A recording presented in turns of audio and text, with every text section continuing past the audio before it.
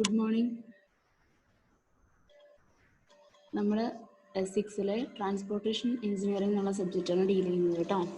Transportation engineering അതിലെ first മൊഡ്യൂളാണ് നമ്മളിന്ന് നോക്കാനായിട്ട് പോകുന്നത്. ഫസ്റ്റ് മൊഡ്യൂൾ എന്ന് പറയുന്നത് ഫസ്റ്റ് മാത്രം പറയാൻ പറ്റില്ല, ആദ്യത്തെയും രണ്ടാമത്തെയും മൊഡ്യൂൾ നമ്മൾ ഡീൽ ചെയ്യുന്നത് ഹൈവേ എഞ്ചിനീയറിങ്ങിനെ പറ്റിയാണ്. അതും ഒപ്പം ട്രാഫിക് എഞ്ചിനീയറിംഗിൻ്റെ കുറച്ച് ഭാഗം നമ്മൾ ഈ 1ഉം 2ഉം മൊഡ്യൂൾ നമ്മൾ പഠിക്കുന്നുണ്ട്. ആ സിലബസ് ഡിസ്കസ് ചെയ്യുമ്പോൾ ഞാൻ ഡീറ്റെയിൽ ആയിട്ട് പറഞ്ഞുതരാം. ഓക്കെ, അപ്പോൾ നമുക്ക് ഈ ഒരു സബ്ജക്റ്റിനകത്ത് ട്രാൻസ്പോർട്ടേഷൻ എഞ്ചിനീയറിംഗ് എന്ന് പറഞ്ഞ സബ്ജക്റ്റിനകത്ത് നമുക്ക് ഇത്രയും ഇപ്പം നിങ്ങൾക്ക് സ്ക്രീനിൽ കാണാൻ പറ്റുന്ന ഇത്രയും കാര്യങ്ങൾ നമുക്ക് പഠിക്കാനുണ്ട്.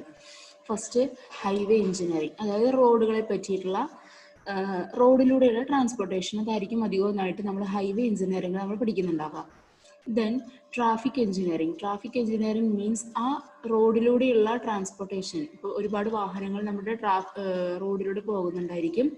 അപ്പോൾ അവിടെ ഒരു ട്രാഫിക് കൺജഷൻ ഒക്കെ ഉണ്ടായിരിക്കും അല്ലേ. അപ്പോൾ അത്തരം സ്റ്റഡീസാണ് ട്രാഫിക് എഞ്ചിനീയറിംഗിൽ നമുക്ക് വരുന്നത്. ഈ രണ്ട് ടോപ്പിക്സ് ആണ്, അതായത് ഈ ഹൈവേ എഞ്ചിനീയറിംഗും അതുപോലെ തന്നെ ട്രാഫിക് എഞ്ചിനീയറിംഗും ആണ് നമ്മൾ 1ഉം 2ഉം മൊഡ്യൂളുകളിലായിട്ട് നമ്മൾ പഠിക്കുന്നുണ്ടാവുക. അപ്പം ഹൈവേ എഞ്ചിനീയറിംഗ് ട്രാഫിക് എഞ്ചിനീയറിംഗ് ചേർന്നതാണ് 1ഉം 2ഉം മൊഡ്യൂൾ. ഓക്കെ, അപ്പോൾ ഈ സിലബസിൽ കിടക്കുന്നത് മിക്സ് ആയിട്ടാണ് കിടക്കുന്നത്. അപ്പോൾ 1ഉം 2ഉം മൊഡ്യൂൾ പഠിച്ചു കഴിഞ്ഞാൽ മാത്രമേ, കംപ്ലീറ്റ് പോർഷൻ എടുത്തു കഴിഞ്ഞാൽ മാത്രമേ നമുക്ക് 2 മൊഡ്യൂൾ കംപ്ലീറ്റ് ആയി എന്ന് പറയാൻ പറ്റുള്ളൂ. കാരണം ഇതിന്റെ പകുതി ഭാഗം ഫസ്റ്റ് മൊഡ്യൂളിൽ കിടക്കുന്നതും സെക്കൻഡ് മൊഡ്യൂളിൽ കിടക്കുന്നത് ഷഫിൾ ചെയ്താണ് കിടക്കുന്നത്. അപ്പോൾ നമുക്ക് 1ഉം 2ഉം മൊഡ്യൂൾ ഒരേ സമയം പാരലൽ ആയിട്ട് നമ്മൾ പഠിക്കുന്നത്. ഒരു ഓർഡറിൽ, നമ്മുടേതായ ഒരു ഓർഡറിലാണ് നമ്മൾ പഠിക്കാനായിട്ട് പോകുന്നത്. ഓക്കെ, ദെൻ പിന്നെ നമുക്ക് പഠിക്കാനുള്ളത് റെയിൽവേ എഞ്ചിനീയറിംഗ് ആണ്. റെയിൽവേ എഞ്ചിനീയറിംഗ് എന്ന് പറഞ്ഞിട്ടുണ്ടെങ്കിൽ റെയിൽസ്, ആസ് യൂഷ്വൽ റെയിൽസിനെ പറ്റിയാണ് നമുക്ക് അവിടെ പഠിക്കാനുണ്ടാവും. അതിന്റെ കൺസ്ട്രക്ഷൻ, അതിന്റെ കമ്പോണൻസ്, ഈ റെയിലിലെ ഈ ട്രാക്കിലുള്ള കമ്പോണൻസ് എന്തൊക്കെയാണ്, എന്തൊക്കെ മെറ്റീരിയൽ വെച്ചാണ് ഉണ്ടാക്കിയിട്ടുള്ളത്, അതുപോലെ അവിടെയുള്ള സിഗ്നൽ സിസ്റ്റംസ്, അങ്ങനത്തെ കാര്യങ്ങളൊക്കെയാണ് നമ്മൾ റെയിൽവേ എഞ്ചിനീയറിംഗിൽ പഠിക്കുന്നത്. Okay, then bridge engineering. ബ്രിഡ്ജിനെ പറ്റിയാണ് നമ്മൾ അവിടെ പഠിക്കുന്നത്. Tunnel engineering, airport engineering and dock and harbour. ഇത്രയും കാര്യങ്ങൾ പഠിച്ചു കഴിഞ്ഞാലാണ് നമ്മുടെ ട്രാൻസ്പോർട്ടേഷൻ എഞ്ചിനീയറിംഗ് എന്നുള്ള സബ്ജക്റ്റ് കംപ്ലീറ്റ് ആകുന്നത്. അപ്പോൾ ഇത് കണ്ടാൽ തന്നെ നിങ്ങൾക്ക് അറിയാം ഒരുപാട് പഠിക്കാനുണ്ടായിരിക്കും. ഇത്രയും ടൈപ്പ് ട്രാൻസ്പോർട്ടേഷൻ നമുക്കുണ്ടല്ലോ. അത് റോഡിലൂടെയുള്ള ട്രാൻസ്പോർട്ടേഷൻ ഉണ്ട്, റെയിൽസിലൂടെയുള്ള ട്രാൻസ്പോർട്ടേഷൻ ഉണ്ട്, വാട്ടറിലൂടെയുള്ള ട്രാൻസ്പോർട്ടേഷൻ, അതുപോലെ എയറിലൂടെയുള്ള ട്രാൻസ്പോർട്ടേഷൻ. അപ്പോൾ ഇത്രയും കാര്യങ്ങൾ, ഇത്രയും മോഡ്സ് ഉണ്ട്, സാധ്യതകളുണ്ട് നമുക്ക് ട്രാൻസ്പോർട്ടേഷൻ ചെയ്യാനായിട്ട്. അപ്പോൾ ഇത്രയും കാര്യങ്ങളാണ് നമ്മൾ ഈ ഒരു സബ്ജക്റ്റിൽ പഠിക്കാനായിട്ട് പോകുന്നത്. ഓക്കെ, ഇനി നമുക്ക് നമ്മുടെ സബ്ജക്റ്റിനെ മൊഡ്യൂൾ വൈസ് ഒന്ന് അനലൈസ് ചെയ്ത് നോക്കാം. അപ്പോൾ ഈ ട്രാൻസ്പോർട്ടേഷൻ എഞ്ചിനീയറിംഗിന്റെ ഫസ്റ്റ് മൊഡ്യൂൾ എന്ന് പറയുന്നത് ഹൈവേ എഞ്ചിനീയറിംഗ് ആണ്. ഈ ഹൈവേ എഞ്ചിനീയറിംഗിൽ നമ്മൾ history of road development in ഇന്ത്യയിലുള്ള റോഡ് ഡെവലപ്മെന്റിന്റെ ഹിസ്റ്ററി, എങ്ങനെ റോഡ് ഉണ്ടായി അല്ലേ, അതാണ് അവിടെ ഉദ്ദേശിക്കുന്നത്. അതുപോലെ importance of roads and intermodal mix of traffic. റോഡിന്റെ ഇമ്പോർട്ടൻസ് എന്താണ്, അതിന്റെ ആവശ്യം എന്താണ്, അതുപോലെ റെക്കമെൻഡേഷൻസ് ഓഫ് ജൈക്കർ കമ്മിറ്റി, അതെല്ലാം നമ്മൾ റോഡ് ഡെവലപ്മെന്റിന്റെ ഹിസ്റ്ററിയിൽ നമ്മളവിടെ നോക്കുന്നുണ്ട് കേട്ടോ. അപ്പോൾ IRC ക്ലാസിഫിക്കേഷൻ, റോഡിന്റെ ക്ലാസിഫിക്കേഷൻസ് എങ്ങനെയാണ്, again major SH and NH, state ഹൈവേയും നാഷണൽ ഹൈവേയും, കേരളത്തിലുള്ള മേജർ ആയിട്ടുള്ള SHും NHും ഏതൊക്കെയാണെന്നാണ് നമ്മൾ മൊഡ്യൂൾ 1ലെ ഒരു പോർഷനിൽ നോക്കുന്നത്, ഹൈവേ എഞ്ചിനീയറിംഗ് എന്നുള്ള പോർഷനിൽ നോക്കുന്നത്. പിന്നെ വരുന്നത് investigation and planning of highways. അവിടെ നമ്മൾ റോഡ് കൺസ്ട്രക്ട് ചെയ്യുന്നതിന് മുന്നേ നമുക്കൊരു റോഡിന്റെ പ്രൊജക്റ്റുകളെ പറ്റി എന്തൊക്കെ റിപ്പോർട്ടാണ് നമ്മൾ സബ്മിറ്റ് ചെയ്യേണ്ടത് എന്നുള്ള കാര്യമാണ് ഈ ഒരു പോർഷനിൽ നമ്മൾ നോക്കുന്നത്. പിന്നെ എഞ്ചിനീയറിംഗ് സർവേസ്, അത് റോഡ് വരുന്നതിന് മുൻപ് നമ്മൾ ആ ഭാഗത്തുള്ള മാപ്പ് സ്റ്റഡി ചെയ്ത്, റെക്കഗ്നൈസിങ് സർവേ ചെയ്ത്, പ്രിലിമിനറി സർവേ ചെയ്ത്, അങ്ങനെ കുറേ സ്റ്റെപ്പുകളുണ്ട്. അതുപോലെ തന്നെ അതിന്റെ അലൈൻമെന്റ് എങ്ങനെ കൊണ്ടുവരണം, അലൈൻമെന്റ് എന്താണ്, അലൈൻമെന്റിനെ സ്വാധീനിക്കുന്ന ഫാക്ടേഴ്സ് എന്തൊക്കെയാണെന്നൊക്കെയാണ് നമ്മൾ ആ ഭാഗത്ത് പഠിക്കുന്നത്. അത്രയും പഠിച്ചു കഴിഞ്ഞാലാണ് പിന്നെ നമ്മൾ നോക്കുന്നത് ട്രാഫിക് എഞ്ചിനീയറിംഗ്. ട്രാഫിക് എഞ്ചിനീയറിംഗ് എന്ന് പറഞ്ഞിട്ടുണ്ടെങ്കിൽ നമ്മുടെ ഒരുപാട് സ്റ്റഡീസ്, ട്രാഫിക് എഞ്ചിനീയറിംഗ് എന്ന് പറയുന്നത് ഒരുപാട് സ്റ്റഡീസ് ചേർന്നതിനെയാണ് നമ്മൾ ട്രാഫിക് എഞ്ചിനീയറിംഗ് എന്ന് പറയുക. അതായത് ഇവിടെ കാണാനായിട്ട് നിങ്ങൾക്ക് സാധിക്കും traffic volume study, traffic intensity study, OD, അതായത് ഒറിജിൻ ആൻഡ് ഡെസ്റ്റിനേഷൻ. എവിടെ നിന്നാണ് ഒരു വാഹനം യാത്ര ചെയ്യാനായിട്ട് പുറപ്പെടുന്നുണ്ടെങ്കിൽ അതിനൊരു ഒറിജിൻ ഉണ്ടായിരിക്കും, ഒരു ഡെസ്റ്റിനേഷൻ ഉണ്ടായിരിക്കും അല്ലെ. ഇപ്പൊ നമുക്കിപ്പോ തിരുവനന്തപുരത്ത് നിന്ന് കാസർഗോഡ് പോകണമെന്നുണ്ടെങ്കിൽ അതിന്റെ ഒറിജിൻ എന്ന് പറയുന്നത് തിരുവനന്തപുരം ആയിരിക്കും, ഡെസ്റ്റിനേഷൻ എന്ന് പറയുന്നത് കാസർഗോഡ് ആയിരിക്കും. അപ്പൊ അതിന്റെ ആവശ്യം എന്താണ്, ആ യാത്രയുടെ ആവശ്യം എന്താണ്, ഏത് റൂട്ടിലൂടെയാണ് പോവുക, അപ്പൊ അതൊക്കെ നമ്മൾ സ്റ്റഡി ചെയ്താലാണ് ഏറ്റവും ഇമ്പോർട്ടൻ്റ് ആയിട്ടുള്ള റോഡ് ഏതിലൂടെ പോകണം എന്നൊക്കെ നമുക്ക് കണ്ടുപിടിക്കാനായിട്ട് പറ്റുള്ളൂ. അപ്പൊ മോസ്റ്റ് ഇമ്പോർട്ടൻ്റ് ആയിട്ടുള്ള റോഡ് എങ്ങനെ വരണം, ഏത് വഴിയിലൂടെ വരണം, ഏതൊക്കെ ടൗണുകൾ ടച്ച് ചെയ്ത് പോകണം എന്നൊക്കെ കണ്ടുപിടിക്കുന്നതിന് വേണ്ടിയിട്ടാണ് നമ്മൾ ട്രാഫിക് എഞ്ചിനീയറിംഗിലൊക്കെ ട്രാഫിക് സ്റ്റഡീസ് നമ്മൾ നടത്തുന്നുണ്ടാവുക. പിന്നെ അവിടെ വരുന്ന ഇമ്പോർട്ടൻ്റ് ആയിട്ടുള്ള കുറച്ച് ഫാക്ടേഴ്സ് ഉണ്ട്. ഈ sight distance, stopping, overtaking, sight distance, ഇതൊക്കെ നമ്മൾ സെക്കൻഡ് മൊഡ്യൂളിന്റെ ചെറിയൊരു പോർഷനിൽ നമ്മുടെ ജിയോമെട്രിക് ഡിസൈൻ വരുന്നിടത്താണ് നമ്മൾ ഡീൽ ചെയ്യുക. അതാണ് ഞാൻ നേരത്തെ പറഞ്ഞത്, ഒന്നാമത്തെ മൊഡ്യൂൾ രണ്ടാമത്തെ മൊഡ്യൂളിലും ഷഫിൾ ചെയ്താണ് കിടക്കുന്നത്, കറക്റ്റ് ഒരു ഓർഡറിലല്ല കിടക്കുന്നത്. ഓക്കെ. പിന്നെ നമ്മുടെ ചാനലൈസിങ് ഐലാൻഡ്സ് ആണ്. ഇപ്പൊ നമുക്കറിയാം നമ്മുടെ ഗ്രേഡ് സെപ്പറേറ്റേഴ്സ് അല്ലെങ്കിൽ നമ്മൾ റൗണ്ട് അബൌട്ട് എന്നൊക്കെ പറയുന്നത് നിങ്ങൾ സാധാരണയായിട്ട് കേട്ടിട്ടുള്ളൂ. ഇപ്പൊ സിംപ്ലി പറയുകയാണെന്നുണ്ടെങ്കിൽ നമ്മുടെ മഞ്ചേരിയിൽ തന്നെ എടുക്കുകയാണെങ്കിൽ ബഡ്ജറ്റിന്റെ ഭാഗത്തുള്ള പോർഷന് നമ്മൾ റൗണ്ട് അബൌട്ട് എന്നൊക്കെ പറയും. അതൊക്കെ എന്താണ്? അപ്പൊ അത് പല ഡിഫറെന്റ് ടൈപ്സിൽ നമുക്ക് അതിനെ പറയാനായിട്ട് സാധിക്കും. അപ്പൊ അതൊക്കെ എന്താണ് എന്നൊക്കെയാണ് നമ്മൾ ഈ ഒരു ഭാഗത്ത് നോക്കുന്നത്. Again road markings. ഇപ്പൊ നിങ്ങൾ പുതുതായിട്ട് റോഡ് ഉണ്ടാക്കുന്നുണ്ടെന്നുണ്ടെങ്കിൽ അവിടെ നിങ്ങൾക്ക് കാണാനായിട്ട് ഈ റോഡ് മാർക്കിങ്സ് വരച്ചിട്ടുണ്ടായിരിക്കും, സീബ്ര ലൈൻസ്, അതുപോലെ തന്നെ കണ്ടിന്യൂസ് ആയിട്ടുള്ള സ്ട്രെയിറ്റ് ആയിട്ടുള്ള ലൈൻ, ഇടവിട്ടിട്ടുള്ള വൈറ്റ് കളേഴ്സിലുള്ള മാർക്കിങ്സ് നിങ്ങൾ കണ്ടിട്ടുണ്ടായിരിക്കും. അപ്പൊ അതാണ് റോഡ് മാർക്കിങ്സ് എന്നുള്ളത് ഉദ്ദേശിക്കുന്നത്. ദെൻ ട്രാഫിക് സിഗ്നൽസ്, ഇതും നിങ്ങൾക്ക് അറിയുന്ന കാര്യങ്ങൾ തന്നെയാണ്. നിങ്ങൾ ലേണേഴ്സ് ഒക്കെ ടെസ്റ്റ് ഒക്കെ പാസ്സായവരായിരിക്കും മിക്ക ആൾക്കാരും. അവരൊക്കെ ഇതെന്താന്നൊക്കെ പഠിച്ചിട്ടുണ്ടായിരിക്കും. ഈ ട്രാഫിക് സിഗ്നൽസും കാര്യങ്ങളും അതിനെന്തിനാണ്, അല്ലെങ്കിൽ ഏതൊക്കെ ടൈപ്പ് ഉണ്ട്, മാൻഡേറ്ററി, കോഷണറി, ഇൻഫോർമേറ്ററി, അത്രയും ടൈപ്പുകൾ ഉണ്ടെന്നൊക്കെ നിങ്ങൾക്ക് അറിയാവുന്ന കുറച്ച് കാര്യങ്ങളാണ്. ഇത്രയാണ് ആസ് പെർ സിലബസ് മൊഡ്യൂൾ 1 കിടക്കുന്നത്. ഓക്കെ. ഇനി മൊഡ്യൂൾ 2 എടുക്കുകയാണെന്നുണ്ടെങ്കിൽ അവിടെ വരുന്നത് ഹൈവേ ജിയോമെട്രിക്സ് ആണ്.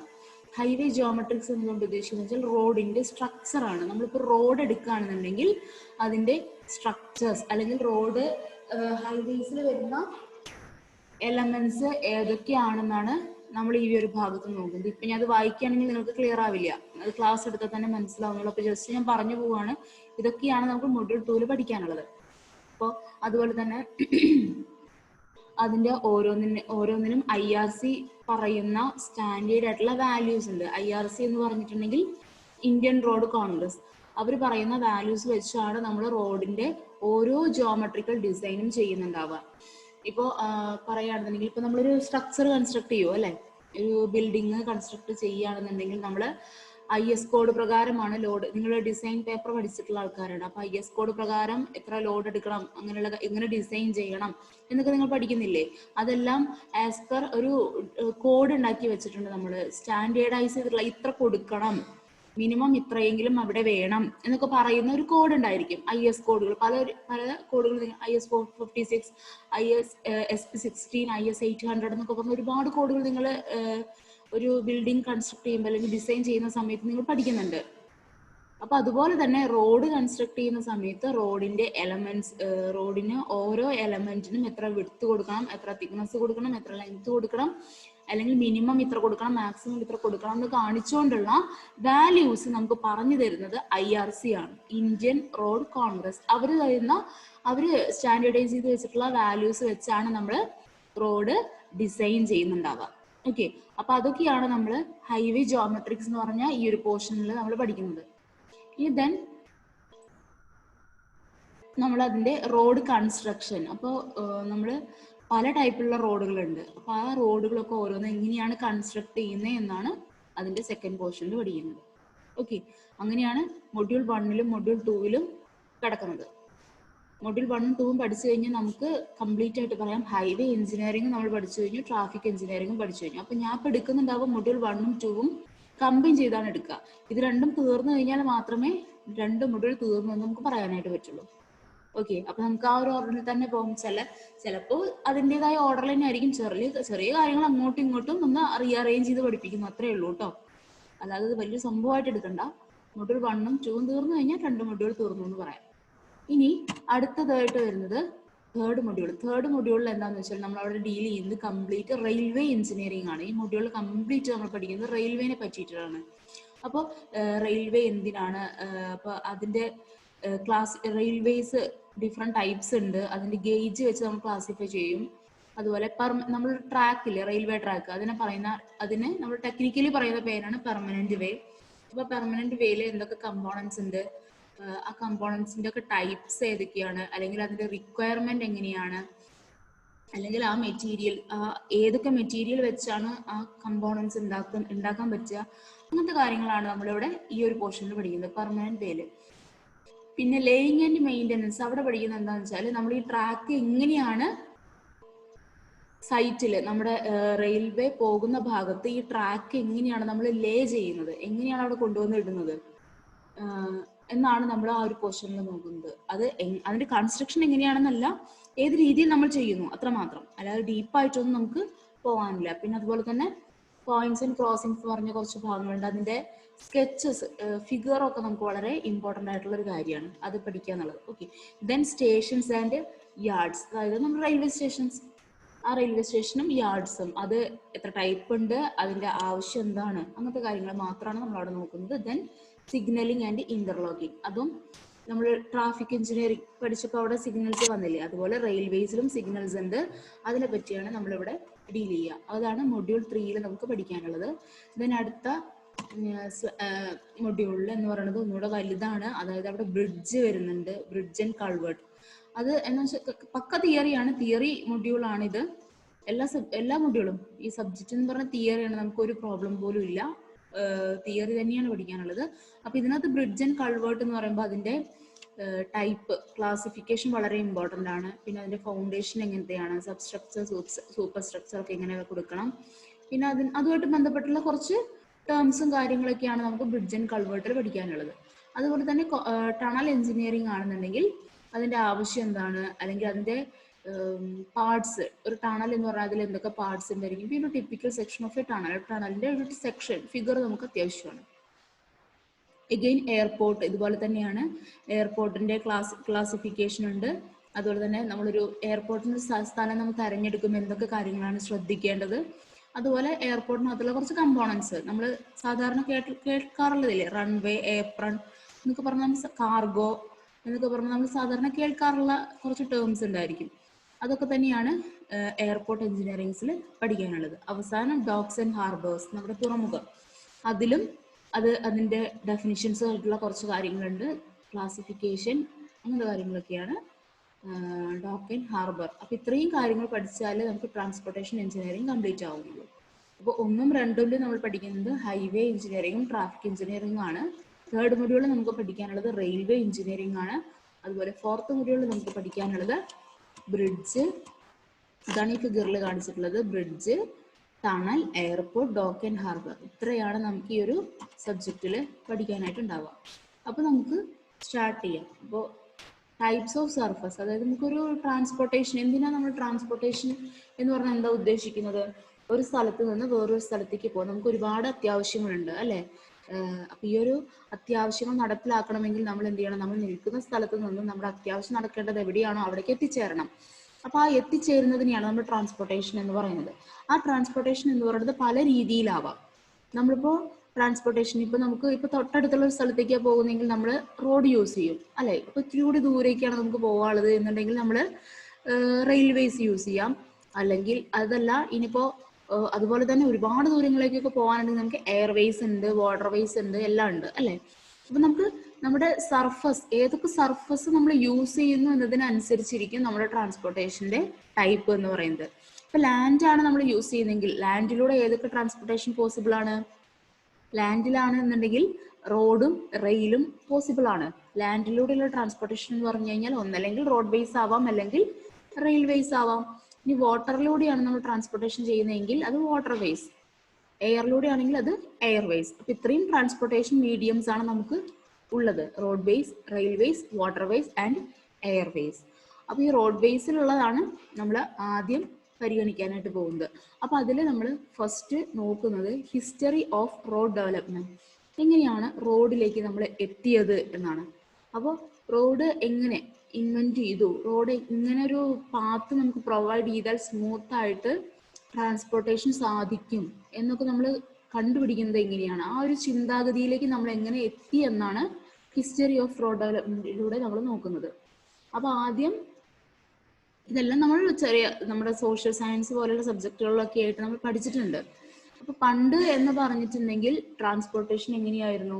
വാഹനങ്ങളോ ഒന്നും ഇല്ലാതിരുന്ന കാലത്ത് ഏറ്റവും മുമ്പ് ഒരുപാട് മുൻപ് നമ്മൾ ട്രാൻസ്പോർട്ടേഷൻ സാധ്യമാക്കിയതിരുന്നത് നടന്നുകൊണ്ടാണ്, അല്ലെ? അപ്പൊ നമുക്കിപ്പോ പണ്ട് കാലത്തുള്ള ആൾക്കാർ, അതായത് നമ്മുടെ ഏറ്റവും മുന്നിലുള്ള ഒരുപാട് മുന്നിലുള്ള തലമുറകളൊക്കെ ട്രാൻസ്പോർട്ടേഷൻ സാധ്യമാക്കിയത് എന്തിനു? ട്രാൻസ്പോർട്ടേഷൻ അവർ സാധ്യമാക്കുന്നത് അവർ ഭക്ഷണം കണ്ടുപിടിക്കുന്നതിന് വേണ്ടിയിട്ടാണ് ട്രാൻസ്പോർട്ടേഷൻ നടത്തിയിരുന്നത്, അല്ലെ? അല്ലാതെ ഇന്നത്തെ പോലെയുള്ള ആവശ്യങ്ങളൊന്നും പണ്ടുള്ള ആൾക്കാർക്ക് ഉണ്ടായിരുന്നില്ല. അന്ന് അവരുടെ മെയിൻ ആയിട്ടുള്ള ഉദ്ദേശം എന്ന് പറയുന്നത് ഭക്ഷണം കഴിക്കുക, ദിവസം കളയുക, അങ്ങനെ ഒരു ഉദ്ദേശം മാത്രമേ അന്ന് ഉണ്ടായിരുന്നുള്ളൂ. അപ്പൊ അതുപോലെയുള്ള ഫുഡ് ശേഖരിക്കുന്നതിന് വേണ്ടി, അല്ലെങ്കിൽ ഒരു സ്ഥലത്ത് അവർക്ക് വിശ്രമിക്കണം, അല്ലെ? അപ്പൊ വിശ്രമിക്കുന്നതിന് വേണ്ടി, അല്ലെങ്കിൽ ഇപ്പൊ ദാഹം മാറ്റാനായിട്ട് വെള്ളം കണ്ടുപിടിക്കണം. അപ്പൊ വെള്ളം എവിടെയാ കിട്ടുക എന്നൊക്കെ അന്വേഷിക്കാൻ വേണ്ടിയിട്ടാണ് പണ്ട് കാലങ്ങളിൽ ആൾക്കാർ സഞ്ചരിച്ചിരുന്നത്. അപ്പൊ അതെങ്ങനെയാ സഞ്ചരിച്ചിരുന്നത്? നടന്നുകൊണ്ടായിരുന്നു. ബൈ ഫുട്ട് ആയിരുന്നു ആദ്യകാലത്തുള്ള ട്രാൻസ്പോർട്ടേഷൻ എന്ന് പറയുന്നത്. ഓക്കെ, അതിനുശേഷം കുറച്ചുകൂടി കാലം കഴിഞ്ഞപ്പോൾ മനുഷ്യന്മാർക്ക് ഇങ്ങനെ ബുദ്ധിയൊക്കെ ഇങ്ങനെ വെച്ച് തുടങ്ങാനായപ്പോൾ അവരെന്ത് ചെയ്തു? മൃഗങ്ങളെ യൂസ് ചെയ്തുകൊണ്ട് ട്രാൻസ്പോർട്ടേഷൻ സാധ്യമാക്കി. അപ്പൊ ഈ മൃഗങ്ങളെ യൂസ് ചെയ്യുക എന്ന് പറഞ്ഞാൽ നിങ്ങൾക്കറിയാം, മറ്റേ കുതിരകള്, കഴുത, അതുപോലെ തന്നെ കാള, അവരെല്ലാം അങ്ങനത്തെ മൃഗങ്ങളെല്ലാം യൂസ് ചെയ്തുകൊണ്ട് നമ്മൾ എന്ത് ചെയ്തു? ഭാരം വലിപ്പിക്കാനായിട്ട് തുടങ്ങി. അപ്പൊ അതായത് ആദ്യം നമ്മുടെ പർപ്പസ് എന്ന് പറയുന്നത് ഫുഡ് കണ്ടുപിടിക്കുക എന്നുള്ളത് മാത്രമായിരുന്നു. അതിനുശേഷമാണ് പിന്നീട് മനുഷ്യന്മാർക്ക് എന്താ പറയാ, വ്യവസായം അങ്ങനത്തെ കാര്യങ്ങളിലേക്കൊക്കെ എത്തിയപ്പോൾ എന്ത് സംഭവിച്ചു? ഭാരം ചുമക്കേണ്ട അവസ്ഥ വന്നു, അല്ലെ? അപ്പൊ ഭാരം ചുമക്കുക എന്ന് പറയുന്നത് ഒരു മനുഷ്യനെ സംബന്ധിച്ചിടത്തോളം നടക്കാത്തൊരു കാര്യമാണ്, ബുദ്ധിമുട്ടുള്ളൊരു കാര്യമാണ്. അപ്പൊ അങ്ങനെ വന്നപ്പോൾ മനുഷ്യന്മാർ കണ്ടുപിടിച്ചതാണ് യൂസ് ഓഫ് ആനിമൽസ്. അപ്പൊ അവര് ആനിമൽസിനെ യൂസ് ചെയ്തിട്ട് മനുഷ്യന്മാരെയും മെറ്റീരിയൽസിനെയും ഒക്കെ ട്രാൻസ്പോർട്ട് ചെയ്യാനായിട്ട് സാധിക്കും എന്ന് മനസ്സിലാക്കി. അവിടെ നിന്ന് അങ്ങോട്ട് കുറച്ച് കഴിഞ്ഞപ്പോഴാണ് ഇപ്പൊ ഈ മൃഗങ്ങൾക്ക് ഈ ഭാരം ഏറ്റിക്കൊണ്ടു പോകാൻ ബുദ്ധിമുട്ടായി വന്നപ്പോഴാണ് അവര് വീല് കണ്ടുപിടിച്ചത്. Okay, the invention of wheels. അപ്പൊ വീല് കണ്ടുപിടിച്ചതോടുകൂടി ഈ മെറ്റീരിയൽസിനും അല്ലെങ്കിൽ മനുഷ്യന്മാരെ ഒരു സ്ഥലത്ത് നിന്ന് വേറൊരു സ്ഥലത്തേക്ക് മൃഗങ്ങൾക്ക് വരെ കൊണ്ടുപോകാൻ എളുപ്പമാകും എന്ന് അവർ കണ്ടുപിടിച്ചു. കാരണം അത് ഉരുണ്ടുരുണ്ട് പോവുകയാണെന്നുണ്ടെങ്കിൽ മൃഗങ്ങൾക്ക് അനായാസത്തോടു കൂടി അത് എവിടെയാണോ അവരുടെ ഡെസ്റ്റിനേഷൻ അങ്ങോട്ട് എത്തിക്കാനായിട്ട് സാധിച്ചു. അപ്പൊ അങ്ങനെ വന്നപ്പോൾ നമ്മുടെ വീൽസ് പോകുന്ന ഭാഗം, പണ്ട് റോഡൊന്നും ഉണ്ടായിരുന്നില്ലല്ലോ, അതാണല്ലോ റോഡിന്റെ ഡെവലപ്മെന്റിലേക്കാണ് നമ്മൾ എത്തുന്നത്. അപ്പൊ അന്നത്തെ ഏരിയാസ് എന്ന് പറയുന്നത് മടിയായിട്ടുള്ള ഏരിയാസ് ആണ്, ഒരുപാട് മണ്ണും ചെളിയും ഒക്കെയുള്ള ഏരിയാസ് ആയിരിക്കും, അല്ലെ? അപ്പൊ അതിലൂടെ വീൽസ് കൊണ്ടുവരുമ്പോൾ അവർക്ക് അത് മൂവ് ചെയ്യാനായിട്ട് പറ്റാത്ത അവസ്ഥ വന്നു. അങ്ങനെ വന്നപ്പോൾ അവർ മനസ്സിലാക്കി ഈ വീല് പോകണമെങ്കിൽ ഹാർഡായിട്ടുള്ള ഒരു സർഫസ്, ഉറപ്പുള്ളൊരു ഭാഗം വേണമെന്ന് അവർക്ക് മനസ്സിലായി. ഓക്കെ, അപ്പൊ അങ്ങനെ മനസ്സിലാക്കിയതിന് ശേഷമാണ് അവർക്ക് ഒരു ഹാർഡായിട്ടുള്ള ഒരു സർഫസ്, അതായത് റോഡ് പോലെയുള്ള ഹാർഡായിട്ടുള്ള സർഫസ് വേണമെന്ന് അവര് മനസ്സിലാക്കിയത്. അപ്പൊ ഇതാണ് ആദ്യത്തെ റോഡ് ഡെവലപ്മെന്റ് എന്ന് പറയുന്നത്. ആദ്യം നടന്നുകൊണ്ടായിരുന്നു, പിന്നീട് ആനിമൽസിനെ യൂസ് ചെയ്തു, പിന്നീട് വീല് കണ്ടുപിടിച്ചു. അതിനുശേഷമാണ് റോഡ് എന്നൊരു ചിന്താഗതിയിലേക്ക് അവർ എത്തിയത്. അങ്ങനെയാണെന്നുണ്ടെങ്കിൽ നമ്മളിപ്പോൾ റോഡ് ട്രാൻസ്പോർട്ടേഷന്റെ ക്യാരക്ടറിസ്റ്റിക്സ് എന്താണെന്ന് ചോദിച്ചു കഴിഞ്ഞാൽ, ഇത് പ്രീവിയസ് ഇയർ ക്വസ്റ്റ്യൻ ആണ് കേട്ടോ. റോഡ് ട്രാൻസ്പോർട്ടേഷന്റെ ക്യാരക്ടറിസ്റ്റിക് എന്താണെന്ന് ചോദിച്ചു കഴിഞ്ഞാൽ നമുക്ക് ഒരുപാട്, ഇപ്പോൾ ഈ സ്ലൈഡ് നോക്കണമെന്നൊന്നുമില്ല, നമ്മുടേതായ രീതിയിൽ നമുക്ക് എന്ത് ആൻസർ എഴുതിയാലും ഉത്തരം കറക്റ്റ് ആയിരിക്കും, അല്ലെ? എന്താണ് ഇപ്പോൾ റോഡ് ട്രാൻസ്പോർട്ടേഷൻ എന്ന് പറഞ്ഞിട്ടുണ്ടെങ്കിൽ നമുക്ക് പറയാം, പല വേരിയസ് റീജിയൻസിനെ തമ്മിൽ കണക്ട് ചെയ്യുന്ന ലിങ്ക് ആണ് റോഡ് എന്ന് പറയുന്നത്, അല്ലെ? അപ്പോൾ ഒരു രാജ്യത്ത് നിന്ന് വേറൊരു രാജ്യത്തേക്ക്, ഒരു സ്ഥലത്ത് നിന്ന്, ഒരു കൺട്രിയിൽ നിന്ന് വേറൊരു കൺട്രിയിലേക്ക് പോകണമെങ്കിൽ നമുക്ക് റോഡ് യൂസ് ചെയ്യാം. അല്ലെങ്കിൽ ഒരു കൺട്രിയിലെ ഒരു സ്ഥലത്ത് നിന്ന് വേറൊരു സ്ഥലത്തേക്ക് പോകണമെങ്കിൽ നമുക്ക് റോഡുകൾ യൂസ് ചെയ്യാം. അപ്പൊ അതിനെ കണക്ട് ചെയ്യുന്ന ലിങ്കുകളാണ് ഈ റോഡ് എന്ന് പറയുന്നത്. ഓക്കെ, ഇനി നമ്മൾ റോഡ് ട്രാൻസ്പോർട്ടേഷന്റെ എടുത്ത് പറയാൻ കാരണം, നമുക്ക് റെയിൽസ് ഉണ്ട്, വാട്ടർവേസ് ഉണ്ട്, അതുപോലെ തന്നെ എയർവേസ് ഉണ്ട്. ഈ മറ്റ് 3 മീഡിയം ഓഫ് ട്രാൻസ്പോർട്ടേഷനെ വെച്ച് നോക്കുകയാണെന്നുണ്ടെങ്കിൽ റോഡ് ട്രാൻസ്പോർട്ടേഷനുള്ള നമ്മുടെ പ്രാധാന്യം എന്താണെന്നാണ് ഇവിടെ നോക്കുന്നത്. ഓക്കെ, അതുപോലെ it requires relatively less investment by government. മറ്റ് വാട്ടർവേസ് ആയിക്കോട്ടെ, എയർവേസ് ആയിക്കോട്ടെ, റെയിൽവേസ് ആയിക്കോട്ടെ, ഇത് 3 വെച്ച് നോക്കുകയാണെന്നുണ്ടെങ്കിൽ റോഡ് ട്രാൻസ്പോർട്ടേഷൻ എന്ന് പറയുന്നത് റിലേറ്റീവ്ലി ലെസ് ഇൻവെസ്റ്റബിൾ ആണ്, ചീപ്പറാണ്. ഓക്കെ, അതുപോലെ അതിൻ്റെ കൺസ്ട്രക്ഷൻ എന്ന് പറയുന്നതും മെയിൻ്റനൻസ് എന്ന് പറയുന്നതും വളരെ ചീപ്പായിട്ടുള്ള കാര്യമാണ്. നമ്മുടെ റെയിൽവേസിൻ്റെ കൺസ്ട്രക്ഷൻ എന്ന് പറയുന്നത് ബുദ്ധിമുട്ടുള്ള കാര്യങ്ങളാണ്, ഒരുപാട് കാര്യങ്ങൾ നമ്മൾ നോക്കണം. പക്ഷെ റോഡിൻ്റെ കൺസ്ട്രക്ഷൻ മെയിൻ്റനൻസ് എന്നൊക്കെ പറയുന്നത് ചീപ്പറാണ്. അതുപോലെ തന്നെ നമ്മുടെ ഇമ്പോർട്ടൻ്റ് ആയിട്ടുള്ള പോയിന്റ്സ്, അതായത് ഇപ്പോൾ റെയിൽവേ സ്റ്റേഷനിലേക്ക് എത്തിച്ചേരണമെങ്കിലും അതുപോലെ തന്നെ എയർപോർട്ടിലേക്ക് എത്തിച്ചേരണം, അല്ലെങ്കിൽ ബസ് സ്റ്റേഷൻ അതുപോലെയുള്ള ഇമ്പോർട്ടൻ്റ് ആയിട്ടുള്ള സ്ഥലങ്ങളിലേക്ക് എത്തിച്ചേരണം എന്നുണ്ടെങ്കിൽ നമ്മൾ സാധാരണ യൂസ് ചെയ്യുന്നതാണ് റോഡാണ്. അപ്പോൾ ആ റോഡ് എന്ന് പറയുന്നത് door to door service provide ചെയ്യുന്നു എന്നാണ് നമ്മൾ സിംപ്ലി പറയുന്നത്. അതായത് ഇപ്പോൾ റെയിൽവേ സ്റ്റേഷനിൽ നിൽക്കുന്ന ഒരാൾക്ക് ഇമ്പോർട്ടൻ്റ് ആയിട്ടുള്ള വേറൊരു സ്ഥലത്തേക്ക് പോകണമെന്നുണ്ടെങ്കിൽ നമ്മൾ എന്താ യൂസ് ചെയ്യാം? സ്വാഭാവികമായിട്ടും റോഡാണ് യൂസ് ചെയ്യുന്നത്. അപ്പോൾ അതുപോലെ തന്നെ എയർപോർട്ടുകളിലേക്ക് എത്തിച്ചേരണം എന്നുണ്ടെങ്കിൽ നമ്മൾ നിൽക്കുന്ന സ്ഥലത്ത്, അതായത് വീട്ടിൽ നിന്ന് നമുക്ക് എയർപോർട്ടിലേക്ക് എത്തിച്ചേരണമെങ്കിൽ സിമ്പിളായിട്ട് നമുക്ക് എത്തിച്ചേരാൻ പറ്റുന്നത് എങ്ങനെയാണ്? റോഡിലൂടെ ആയിരിക്കും. അപ്പോൾ it provides door to door service എന്ന് നമുക്ക് പറയാം. ഓക്കെ, ദെൻ നമ്മൾ പറയുന്നത് വെച്ചാൽ it provides complete freedom to road users to transfer the vehicle from one line to other according to need and convenience. അതായത് ഇപ്പോൾ നമ്മളൊരു ലൈനിലൂടെ പോയിക്കൊണ്ടിരിക്കുകയാണ്, റോഡിൽ നമ്മളൊരു ലൈനിലൂടെ ഇങ്ങനെ കണ്ടിന്യൂസ് ആയിട്ട് പോയിക്കൊണ്ടിരിക്കുകയാണ്. പെട്ടെന്ന് നമുക്ക് തിരിച്ചു പോകണം, നമ്മൾ വന്ന സ്ഥലത്തേക്ക് തന്നെ തിരിച്ചു പോകണം എന്നുണ്ടെങ്കിൽ നമുക്ക് സിമ്പിളായിട്ട് യു ടേൺ എടുത്ത് നമുക്ക് പോകേണ്ട സ്ഥലത്തേക്ക് പോവാം അല്ലെ. അങ്ങനെ ഒരു ഫ്രീഡം റോഡ് യൂസേഴ്സിന് കൊടുക്കുന്നുണ്ട്. റോഡ് ട്രാൻസ്പോർട്ടേഷന്റെ മെയിൻ ആയിട്ടുള്ളൊരു ക്യാരക്ടറിസ്റ്റിക്സ് ആണത്. ഇപ്പൊ റെയിൽവേസിലാണെങ്കിൽ നമുക്ക് റെയിൽ ഇങ്ങനെ പോയിക്കൊണ്ടിരിക്കുകയാണ്, പെട്ടെന്ന് നമുക്ക് തിരിച്ചു തന്നെ പോകണം എന്ന് തോന്നുകയാണെങ്കിൽ നമുക്ക് റെയിലിനെ തിരിച്ചു പോകാനായിട്ട് പറ്റുമോ? പറ്റില്ല. എയർവേസ് ആണെങ്കിലും ബുദ്ധിമുട്ടാണ്. അപ്പോൾ അങ്ങനെ സിംഗിൾ ആയിട്ടുള്ള ഓരോ പേഴ്സണും സിംഗിൾ ആയിട്ട് യൂസ് ചെയ്യാനുള്ള ഫ്രീഡം അവിടെ വരുന്നുണ്ട് റോഡ് യൂസേഴ്സിന് അല്ലെ. അതുപോലെ road transport save time of travel for short distance and also save the time of light traffic. ഇവിടെ ഉദ്ദേശിക്കുന്നത് എന്താണെന്ന് വെച്ചാൽ നമുക്ക് ചെറിയ ദൂരത്തേക്കാണ് ട്രാൻസ്പോർട്ടേഷൻ. അപ്പോൾ അതായത് ഇപ്പോൾ എക്സാമ്പിൾ പറയുകയാണെങ്കിൽ നമ്മുടെ കോളേജിൽ നിൽക്കുന്ന സ്ഥലത്തേക്ക് നമുക്ക് മഞ്ചേരി ടൗണിലേക്ക് പോകണമെന്നുണ്ടെങ്കിൽ നമ്മൾ എന്താണ് യൂസ് ചെയ്യുക? എയർപോർട്ട് യൂസ് ചെയ്യുമോ? റെയിൽവേ സ്റ്റേഷൻ യൂസ് ചെയ്യുമോ? ഒന്നും യൂസ് ചെയ്യില്ല. നമ്മൾ ഡയറക്റ്റ് ആയിട്ട് റോഡായിരിക്കും യൂസ് ചെയ്യുക. സോ നമുക്കവിടെ ടൈം സേവ് ചെയ്യാനും പറ്റും, ഒപ്പം ലൈറ്റ് ട്രാഫിക് ആയിരിക്കും അല്ലേ. നമ്മുടെ ഹെവി ആയിട്ടുള്ള ട്രാഫിക് ഒന്നും നമുക്ക് എടുക്കേണ്ട കാര്യമൊന്നുമില്ല. ലൈറ്റ് ആയിട്ട് ചെറിയ സമയത്തിനുള്ളിൽ നമുക്ക് ഉദ്ദേശിച്ച സ്ഥലങ്ങളിലേക്ക് എത്തണമെങ്കിൽ നമ്മൾ എന്തെടുക്കണം? റോഡ് ട്രാൻസ്പോർട്ടേഷൻ തന്നെയാണ് നമുക്ക് ഏറ്റവും ബെസ്റ്റ് ആയിട്ടുള്ള choice. Roads are used by various types of road vehicles. ഒരുപാട് ടൈപ്പ് വെഹിക്കിൾസിന് റോഡ് യൂസ് ചെയ്യാനായിട്ട് സാധിക്കും. ഇപ്പൊ റെയിൽവേ ആണെന്നുണ്ടെങ്കിൽ റെയിൽവേ ട്രാക്കിലൂടെ നമുക്ക് ബസ്സിനെ കൊണ്ടുപോകാൻ പറ്റുമോ? ട്രെയിനിന് മാത്രമേ പോകാൻ പറ്റുള്ളൂ. ഇപ്പൊ എയർവേസ് ആണെന്നുണ്ടെങ്കിൽ എയറോപ്ലെയിനും റോക്കറ്റ് അതുപോലുള്ള വാഹനങ്ങളൊക്കെ പോകാൻ സാധിക്കുള്ളൂ അല്ലെ. അപ്പോൾ റോഡ് വെഹിക്കിൾസിന് ഡിഫറെന്റ് ടൈപ്സ് ഓഫ് റോഡ് വെഹിക്കിൾസിന് റോഡ്സ് യൂസ് ചെയ്യാനായിട്ട് സാധിക്കും. Degree of accident is more but severity of accident is less. അതാണ് അതിന്റെ മെയിൻ ആയിട്ടുള്ള ഇമ്പോർട്ടൻറ്റ് എന്ന് പറയുന്നത്. അതായത് ആക്സിഡന്റുകൾ സാധ്യത കൂടുതൽ എവിടെയാണ്? റോഡ് ട്രാൻസ്പോർട്ടേഷനിലാണ്. കാരണം എന്താണ്? ഡിഫറെന്റ് ടൈപ്പായിട്ടുള്ള വേരിയസ് ആയിട്ടുള്ള വെഹിക്കിൾസ് റോഡ് യൂസ് ചെയ്യുന്നുണ്ട്. ഒപ്പം അവിടെ ആരൂടെ വരുന്നുണ്ട്?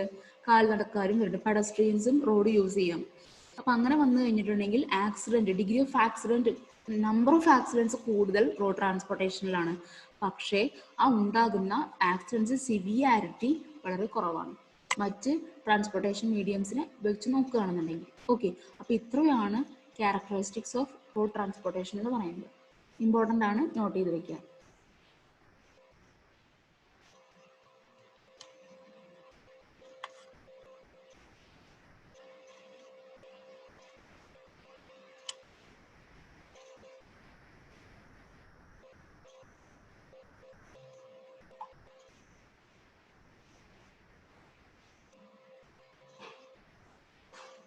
നെക്സ്റ്റ് നമ്മൾ നോക്കുന്നത് ഹിസ്റ്ററി തന്നെയാണ്. അതായത് നമ്മൾ പണ്ട് ഉള്ള റോഡുകൾ വെച്ച് ഇന്നത്തെ റോഡിലേക്ക് എങ്ങനെ എത്തി എന്നാണ് നോക്കുന്നത്. അപ്പോൾ ആദ്യകാലത്ത് ഏറ്റവും മുമ്പ് നമ്മളിത് വേൾഡ് വൈഡാണ് പറയുന്നത് കേട്ടോ. നമ്മുടെ റോഡ് ഡെവലപ്മെൻറ്റിൻ്റെ വേൾഡ് വൈഡ് ആയിട്ടുള്ള ഹിസ്റ്ററിയാണ് നമ്മളിപ്പോൾ നോക്കുന്നത്. ചെറിയൊരു ഷോർട്ടായിട്ടാണ് നോക്കുന്നത്, ഡീപ്പായിട്ടൊന്നും പോകുന്നില്ല. ഇമ്പോർട്ടൻ്റ് ആയിട്ടുള്ള പോയിന്റ്സ് മാത്രമേ നമ്മളിതിൽ ഇൻക്ലൂഡ് ചെയ്തിട്ടുള്ളൂ. അപ്പോൾ നമ്മൾ ആദ്യമായിട്ട് റോഡ് വേണം എന്ന ഒരു ചിന്ത അല്ലെങ്കിൽ അതിനൊരു കൺസ്ട്രക്ഷൻ വന്നിട്ടുള്ളത് during the period of Assyrian empire. Assyrian എംപയറിൻ്റെ കാലഘട്ടത്തിലാണ് നമ്മൾ റോഡുകൾ പണിയാനായിട്ട് തുടങ്ങിയിട്ടുള്ളത്. അപ്പോൾ നമ്മൾ റെക്കോർഡിക്കലി നമ്മൾ പറയുന്ന ഏറ്റവും ആദ്യത്തെ റോഡ് ഇപ്പോഴും അതിന്റെ അവശിഷ്ടങ്ങൾ അവിടെ ഉണ്ടെന്നാണ് പറയുന്നത്. ഏതാന്ന് വെച്ചാൽ റോമൻ റോഡ്സ് ആണ്. ഏറ്റവും ആദ്യമായിട്ട് റോഡുകൾ ഉണ്ടാക്കിയിട്ടുള്ളത് റോമൻസ് ആണ്. അതുകൊണ്ട് തന്നെ നമുക്ക് അവരെ പൈനീസ് ഓഫ് റോഡ് കൺസ്ട്രക്ഷൻ എന്ന് പറയാം. ഏറ്റവും ആദ്യം ഫസ്റ്റ് ടൈം നമ്മൾ റോഡ് കൺസ്ട്രക്ഷൻ ഉണ്ടാക്കിയിട്ടുള്ളത് റോമൻസ് ആണ്. അപ്പോൾ ആ റോമൻസിന് നമുക്ക് പൈനീസ് ഓഫ് റോഡ് കൺസ്ട്രക്ഷൻ എന്ന് പറയാം. ഇനി അവർ കൺസ്ട്രക്ട് ചെയ്ത റോഡിനെ പറയുന്ന പേരാണ് Appian Way. First road constructed by Romans. Romans construct ചെയ്തിട്ടുള്ള ഫസ്റ്റ് റോഡിനെ പറയുന്ന പേരാണ് ആപ്പിയൻ വേ. അപ്പോൾ അവർ ഈ റോഡ് കൺസ്ട്രക്ട് ചെയ്യാനായിട്ട് എന്ത് ചെയ്തു എന്ന് വെച്ചാൽ, ഇതാണ് ഇപ്പോൾ റോഡിന്റെ ക്രോസ് സെക്ഷൻ എങ്കിൽ ഇത്രയും ഡെപ്ത് എന്ന് പറയുന്നത് 0.75 to 1.2 മീറ്ററാണ്. അത്രയും ഡെപ്തിൽ അവർ കുഴി കുഴിച്ചു, എക്സ്കവേഷൻ നടത്തി. ആ എക്സ്കവേഷൻ നടത്തിയിട്ട് താഴെ വലിയ വലിയ കല്ലുകൾ വെച്ച് ഫില്ല് ചെയ്തു. ഇതിവിടെ കാണാൻ 10 to 20 സെന്റിമീറ്റർ തിക്കായിട്ടുള്ള നമ്മുടെ വലിയ വലിയ ലാർജ് സ്റ്റോൺസ് വെച്ചാണ് അവർ ഫില്ല് ചെയ്തിട്ടുള്ളത്. എന്നിട്ട് അതിന് നമ്മൾ ലൈം കോൺക്രീറ്റ് വെച്ചാണ് അതിന്റെ മറ്റു ഭാഗങ്ങൾ, മുകളിലത്തെ ഭാഗങ്ങളെല്ലാം ഫില്ല് ചെയ്തിട്ടുള്ളത് ലൈം കോൺക്രീറ്റ് വെച്ചാണ്. ഇവിടെ നമ്മുടെ റോഡിന് ഗ്രേഡിയന്റോ കെയിംബറോ പ്രൊവൈഡ് ചെയ്തിട്ടില്ല. ഈ ഗ്രേഡിയന്റും കെയിംബറും എന്താണെന്ന് വെച്ചാൽ, ഇപ്പോൾ നമ്മൾ റോഡ് എടുക്കുകയാണെങ്കിൽ, ഇപ്പോൾ അത് നമുക്ക് ജോമെട്രിക് ഡിസൈനിൽ പഠിക്കാനുള്ളതാണ്. ഗ്രേഡിയന്റ് എന്ന് പറയുകയാണെന്നുണ്ടെങ്കിൽ, ഇപ്പോൾ നമ്മൾ റോഡിലൂടെ ഇങ്ങനെ പോവുകയാണെന്നുണ്ടെങ്കിൽ ആ റോഡിന് ഒരു ഇറക്കം വരും, പിന്നെ ഒരു കയറ്റം വരും, പിന്നെ ഒരു ഇറക്കം വരും, പിന്നെ ഇങ്ങനെ കയറ്റം വരും, ഇങ്ങനെ പോവില്ലേ? ഇപ്പോൾ ഇതിലൂടെ ഒരു വാഹനം ഇങ്ങനെ വരികയാണെന്ന് വിചാരിക്കുക. ഇപ്പോൾ ഇതൊരു വാഹനമാണെന്ന് വിചാരിക്കുക. അപ്പൊ ഈ ഒരു വാഹനം ഇങ്ങനെ മൂവ് ചെയ്യുകയാണെന്നുണ്ടെങ്കിൽ അത് ആദ്യം ഇങ്ങനെ വരണം, ഇങ്ങനെ ഇറങ്ങി വരണം അല്ലേ? ഇങ്ങനെ ഇറങ്ങി പിന്നീട് അത് കയറി മുകളിലെത്തി, പിന്നെ അതിങ്ങനെ അഗെയിൻ ഇറങ്ങി ഇങ്ങനെയാണ് അത് മൂവ് ചെയ്യുക.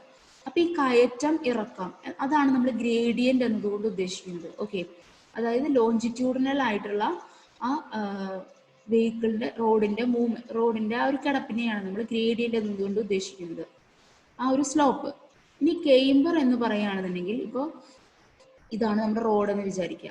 ഓക്കെ, ഞാൻ പ്ലാനാണ് മുകളിൽ നിന്ന് നോക്കുന്ന രീതിയിലാണ് പറയുന്നത്. അപ്പോൾ ഒരു വാഹനം ഇതാണ്, അപ്പോൾ ആ വാഹനം ഇതാണ്, അപ്പോൾ അത് ഇങ്ങനെയല്ലേ പോവുക.